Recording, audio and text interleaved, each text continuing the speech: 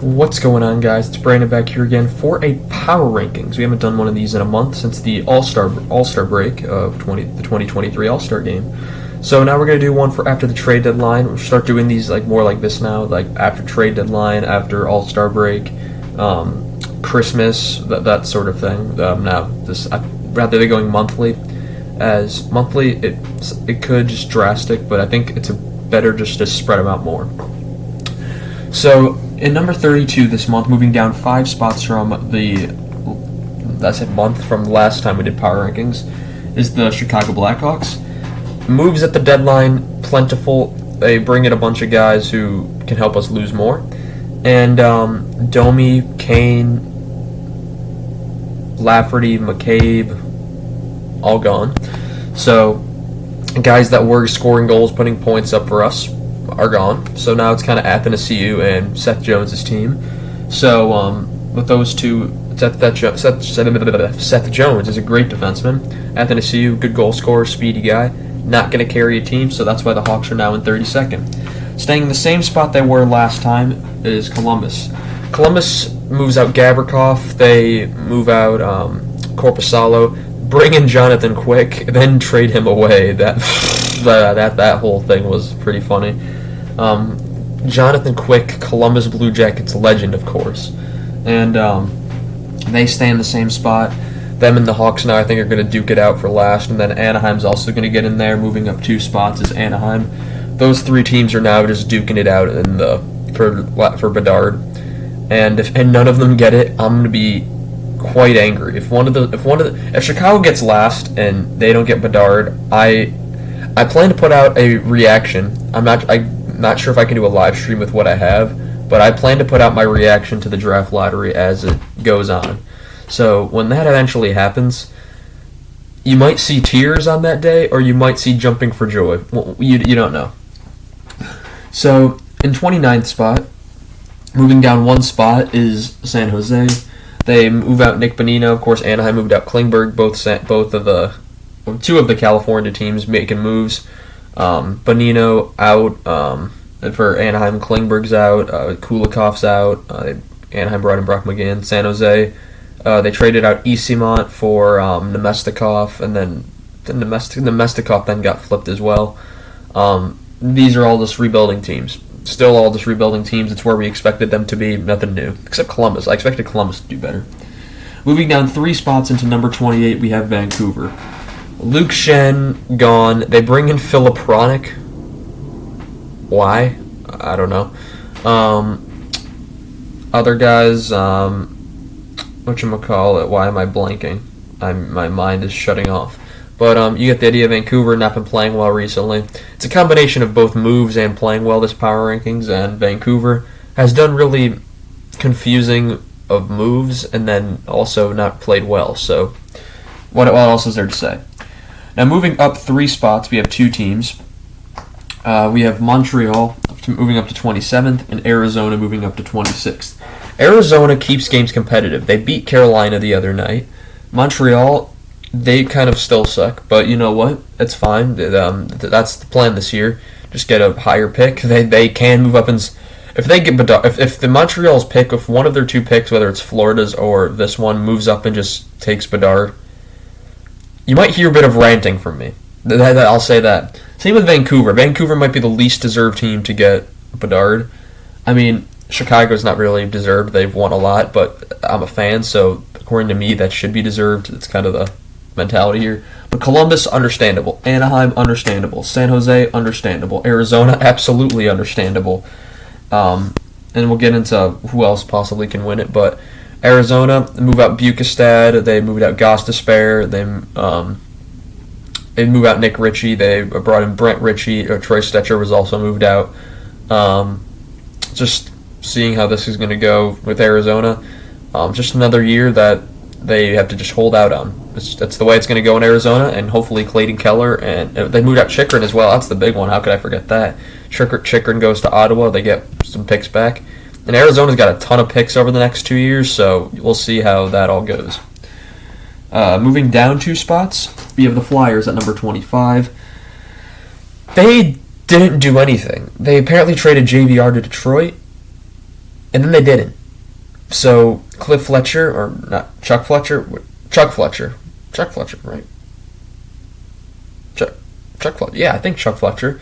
Because I know there's the two Fletchers, but of course, not many Flyers fans happy. I saw on Twitter just very angry Flyers fans, and they really didn't do much. They really didn't. Like, they didn't move on from. They removed the Sanheim and Provorov and Van Riemsdyk.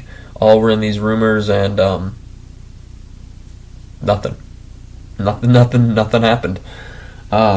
Moving up 2 spots, we have St. Louis. Moving up 1 spot, we have Detroit. 2 teams, I think, that are going in interesting directions. St. Louis, they sold at the deadline, and they moved out O'Reilly, Achari. They didn't really make many moves yesterday that I can remember. Trying to remember these all off the top of my head. But Detroit, they move out Tyler Bertuzzi to Boston, who's playing right now. While I was planning this video, I was watching the Rangers Bruins game. Bertuzzi I'm not sure. I couldn't tell if he got an assist on the Coyle goal. It's 1-0 after the first. But Bertuzzi just took a penalty at the end of the period, so we'll see if Bruins can kill that off. But Detroit, they move out Chronic as well. I'm not really sure what they're trying to do here, because Stevie Y must be cooking, because they also move out Vrana. So they're moving out players when they're supposed to be getting closer to the playoffs. They're selling.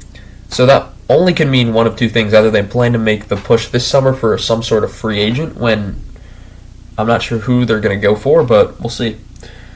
Now, at 22nd, moving down 8 spots, and what a last bit it's been for Washington. Of course, Ovechkin's father passed away. That didn't really help their cause, so he returned to Russia for a bit.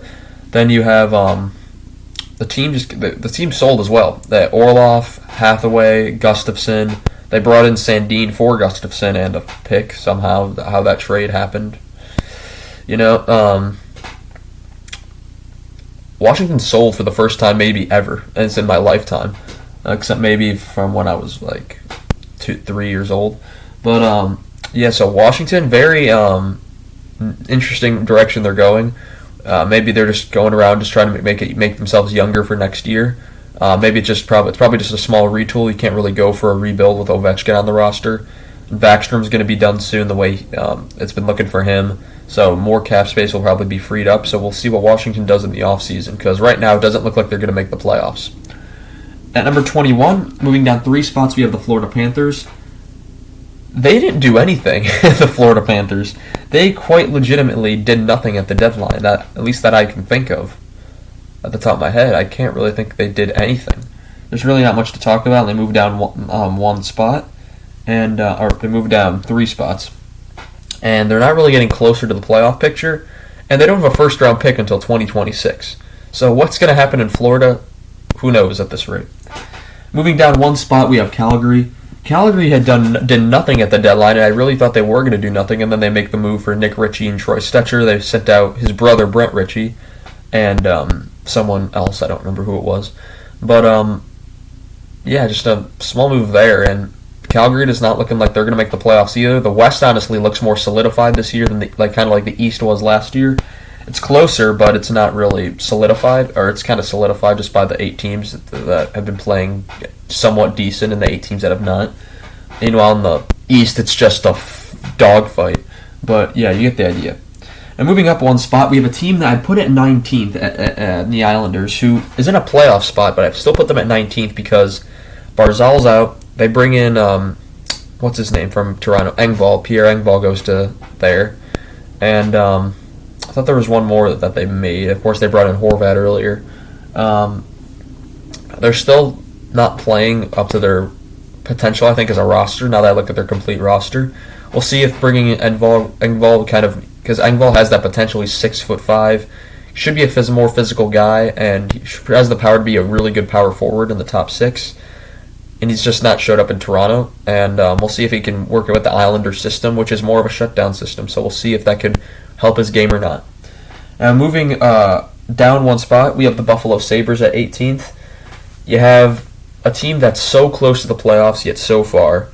Buffalo, that one team, it's just right outside. They are so close to that wild card spot. But every time Pittsburgh's been winning now, the Islanders are coming back and they're fighting back. Although they haven't, both teams haven't been fantastic in their last bit. Buffalo kind of has these hot and cold streaks right now. They're kind of in the middle of a middle ground area. But yeah, Buffalo. We'll see if they can take the Islanders out of that spot. Personally, I would love to see that because Buffalo I haven't seen in the playoffs since before my younger brother was born. So that's saying something. Moving up 5 spots, and I thought it was played really well, and they still sent out Granlund at the deadline. Nashville at number 17, moving up 5 spots. They look like they've been playing well. The Hawks played them to this evening, so I'll watch them just get shellacked by a dead Chicago team now that I say that. But Nashville, they move out Granlund. They re-signed Lankinen. They re-signed Fabro. They send out Ekholm as well. That was another big move to Edmonton. They got back Tyson Barrie. That was the last defenseman I thought Edmonton was honestly going to send. But, we'll see what Nashville does. Could be just a retool this year, and we'll see if they're back in it next year. Of course, David Poile retiring as GM of the Predators, the only GM they've ever known. And Barry Trotz coming back to GM the team that he coached for 98 to about 2015 maybe, so like it's almost 20 years.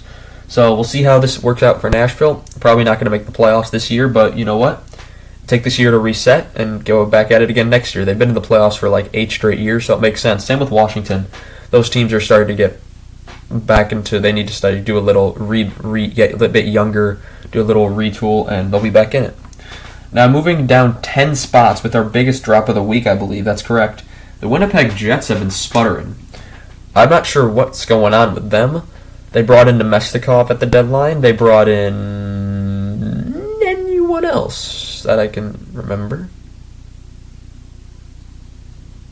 I really can't remember if they did. But Winnipeg been sputtering lately. They've lost their last 4 in a row or 5 in a row, if I can remember correctly. And moving down from number 6 last time we did a power rankings, it's not been a great overall last month for Winnipeg. And moving up 6 spots is a team that's not in the playoffs, but they've been playing really well. They've won 4 in a row, and they've kind of bounced back. And now they got Jacob Chychrun. So the Ottawa Senators at number 15. Big win against the Rangers to spoil Patrick Kane's debut. And they've looked good. This is the best they've looked all season, I believe. And they've got some guys coming back. You're still missing, of course, Norris. If he was in the lineup, who knows where the season would have been. Of course, he goes out. Seems like he might be out all season, comes back, and then gets hurt right after again. So, Ottawa, we'll see if they can make a push toward that final playoff spot. If they do, it'll be some good experience for their young guys who have never been in the playoffs, or some of them, most of them have never been in the playoffs. I mean, Broussard's a veteran, and DeBrincat's been there for 1 season with Chicago. Cam Talbot, obviously a veteran goaltender, but we'll see if Ottawa can make that push and knock probably the Islanders out of any team. And moving up 2 spots, we have Pittsburgh. Moving down 2 spots, we have LA at number 14 and then 13. Pittsburgh, they did a bit of both. They bring in Granlund. They've been on a hot streak. That's why Pittsburgh moved up. They've won 4 in a row after a bit of sputtering. Beat Tampa last night, or not last night, 2 nights ago. And Pittsburgh's looked better recently than they have prior. They finally look like they're getting it together again. Petrie has been pretty good lately. Trying to think of other things to say. Zucker looked good in that game against the Rangers I was watching. Or not the Rangers, the Lightning. Jari looks like he's back in it. DeSmith could be a problem come playoff time if they have to relate to him like last year, who got hurt in the first game, so Louis Domingue came in and honestly was fine. But yeah, Pittsburgh, they haven't missed the playoffs since 2007, and they haven't won a round since 2018. It's going to be, they re-signed Rust, Malkin, and Letang. I'm not sure how long Pittsburgh's going to make the playoffs for. They say never doubt Pittsburgh. I've been doubting Pittsburgh for a few years now. They always manage to get into the playoffs, but they can't do anything in them. That's the problem. And if you can't do anything in the playoffs, is it worth making the playoffs? Yes, for experience, but this is a very experienced team. These guys have won championships. These guys have been around for a while. Pittsburgh's always in it. And it's kind of the downturn of Crosby's, Malkin's, Letang's, Petrie's careers. They're top 2 defensemen, and they're top two forwards. They're on upwards of 35. That's just Petrie, I think, is like 33, but I don't know. LA, of course, they done goofed by trading Jonathan Quick, which is the right move for a goalie who's had an awful season, the possible future Hall of Famer. I think he's done enough to get in there, just basically because of 2012 alone. Will he get in? Might take a few times, but we'll see. And be back in a moment. Sorry about that. I went to go have lunch in between there. So, LA Kings at number 13, of course. They bring in Gavrikov. They were supposed to bring in Chikrin, and then that fell through. They brought in Korpisalo. Quick is gone. End of an era for goaltending there. Did they bring in anything else? They traded Austin Wagner to Chicago. From what I can remember, that's all I can really think of. But LA, we'll see how they do in the playoffs this year, nearly knocking out Edmonton last year before Edmonton came back. We'll see if they're able to make a bigger move in the playoffs and possibly move up. And of course, we'd love to see a Vegas and LA match now, simply because of Jonathan Quick, and if he plays in that series against LA, how motivated will he be to do well? And then moving down 2 spots, we have their division opponent that they played last year, the Oilers, moving down 2 spots. Not because they've played particularly bad, but because the teams ahead of them have done pretty well.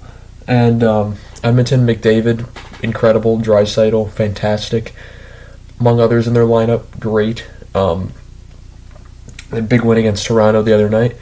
And if they can keep this road going, we'll see how...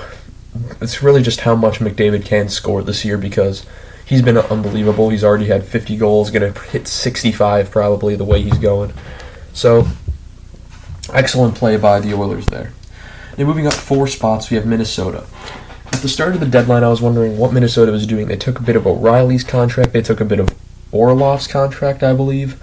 So it looked like they were selling and getting assets. And then they bring in Klingberg. They bring in Johansson. They bring in Nyquist.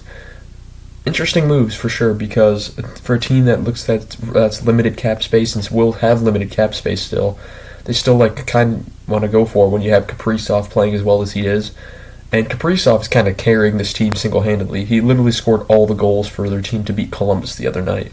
Scored 3, and Columbus scored 2, because Kaprizov is fantastic, and he's probably gonna hit 50 goals as well at this rate. He's at 41 right now, I think it is, or something like that. So rooting for Kaprizov, and we'll see how Minnesota does. And moving down 3 spots, we have Seattle. It's not because Seattle's particularly played bad and moving into the top 10. They did have a little bit of a dial back from how well they were doing. It's been better since. Jared McCann, his first 30 goal scorer in Seattle Kraken history. Bjorkstrand's been getting his game back, scoring a bit. Sorry about that once again, guys. And Seattle, they didn't make any acquisitions, or they didn't really sell at the deadline either. They kind of just kept the team they had. They're not really desperate to go for anything this year. They're a young team, and we'll see how well they do in the playoffs, because it's going to be very interesting when a team makes their first playoff appearance. It could have been if it was like Vegas, it was 6 years ago when Vegas went into the playoffs. People thought LA's going to beat them. They have the experience. Vegas doesn't have any experience, even though they have home ice advantage. And then look what happened. Vegas went to the final. So Seattle, teams aren't going to take Seattle as lightly as I think they would have taken Vegas originally. So we'll see how Seattle performs when they're being expected to do. Not as good as Vegas, but at least compete. What I was saying, sorry about that again. Compete well and see whoever their first round opponent is, whether it's Vegas, Edmonton, LA, whoever it is. I'm sure that's going to be a good fight for whoever it is. Although this team doesn't really have a lot of experience. Jaden Schwartz obviously has a bit, winning a Stanley Cup. Trying to remember who else on their team has been far in the playoffs.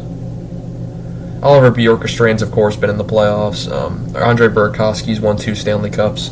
So we'll see how Seattle does with their young guys moving up. And of course, they don't even have Shane Wright in the lineup yet as well. Now in 9th, moving up 6 spots, we have Colorado, who might have been the hottest team in the West prior to last week. Colorado was winning; they were coming back. All their guys were getting healthy. Of course, they still don't have Landeskog, and they're 7-2-1 in their last 10. The deadline they brought in. My brain is faltering. Who did they bring in? Oh my gosh. I genuinely can't think of it right now. I know they did bring in someone. I just can't think of who it was right now. But yeah, that's going to bug me now. Colorado moving back up, and they've been competing with now second and third in the division. They might move up to first if they can catch Dallas. Of course, they play Dallas today again on ESPN, so might be watching that game as well. Unless till the Hawks game starts. In that case, I'll be switching over to that. But Colorado moving back up after injuries shows that they are still competitive and ready to go for a repeat for a Stanley Cup.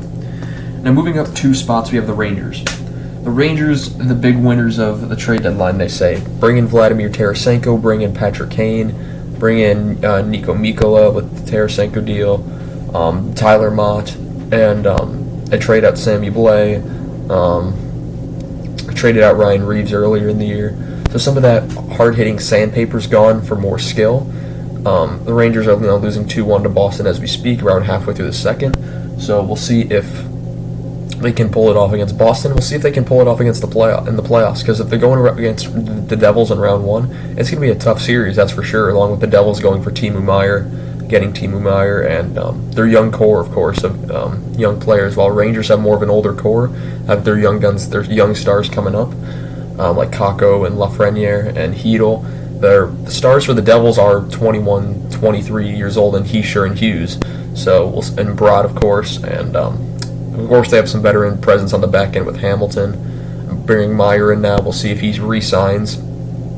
Of course, we'll get to the New Jersey when we get to it, but that's what I'm saying. For the Rangers, it's going to be a hard place to keep up with the Devils. And moving down 3 spots to number 7, we have Tampa, who's been in a bit of a spin. They've lost 4 in a row. At the deadline, they brought in Tanner Jeannot. They gave up a lot for him, that's for sure. And they traded Vlad Namestnikov away. Not many moves I can think of.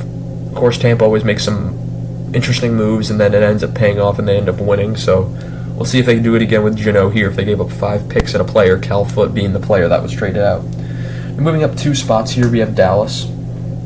Dallas leading the second in the Western Conference. They've been playing pretty well. They've beat Chicago 5-2. They acquired Max Domi. Domi's been having a career year with the Hawks this year. I'm not sure if he's had this good of a year in a while, but definitely hasn't had this good of a year in a while.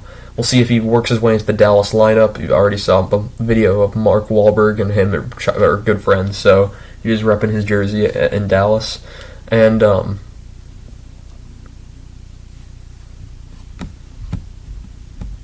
sorry about that. Once again, being bugged a lot right now. So yeah, Dallas brings in Domi. Other moves I can't really recollect right now. If they did make other moves, just shoring up their center depth or wing depth, because Domi can play both. And overall, Dallas looks like they can make a push for the Western Conference champions this season. And there's only a couple teams I could see stopping them. Now, moving down 2 spots, we have Toronto, and once again, this is just because other teams have been playing better, like the Devils, who have moved up 1 spot. Toronto, O'Reilly, Chari. My brain just faltered. Engvall gets moved out. Luke Shen brought in. There's one more I'm thinking of. Oh, yeah, McCabe and Lafferty both get brought in. They send Joey Anderson out. And so Toronto this might be the best team Toronto's ever had on paper right now. And if they don't win around this year, well, let's not get to there yet. But the Devils, they're a young team. They should have many years of playoffs ahead of them, especially with Hughes, Heischer, Bratt, as I mentioned already. So I'm not going to go into that again, but the Devils and the Rangers, right now, their rivalry could be peaking again. And hopefully we can get back to that, because rivalries in the NHL, I think, are really good, and they should be opportunized when it comes playoff time. Now, in the number 3 spot, moving up 9 spots, we have Vegas, the top team in the West right now. Vegas has got it back together after a bit of a stumble in the middle months here. Excuse me. Vegas has played really well. Marchessault's been leading the way a bit. Eichel's been starting to get his scoring back. On defense, they're solid. Goaltending, they bring in Quick now, so now they have Hill, Brossois, Thompson, and Quick. That's a lot of goalies.